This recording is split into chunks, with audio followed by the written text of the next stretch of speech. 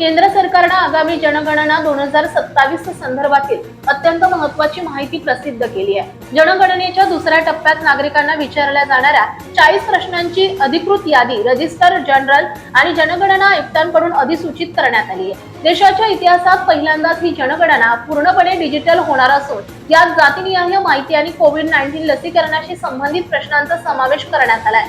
स्वातंत्र्यानंतरची ही 8वी जनगणना आहे।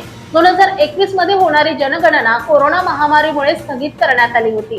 डिजिटल ॲपद्वारे घरोघरी जाऊन खालील 40 मुद्द्यांवर आधारित माहिती घेतली जाणार आहे, ज्यामध्ये वैयक्तिक माहिती, नाव, पालकांचे नाव, जन्मदिनांक, जन्मस्थळ आणि वैवाहिक स्थिती, धर्म, मातृभाषा आणि अनुसूचित जाती किंवा अनुसूचित जमाती संदर्भातील माहिती, कोरोना काळात कोविड-19 ची लस घेतली आहे का आणि ती कुठून घेतली याचा तपशील, शिक्षण, व्यवसाय, रोजगार आणि बँक खाते आहे किंवा नाही, mobile number, driving licence, passport क्रमांक इत्यादी प्रमुख प्रश्न विचारले जाणार आहेत। भौगोलिक आणि हवामानाच्या परिस्थितीचा विचार करून जनगणनेची सुरुवात 2 टप्प्यात केली जाईल।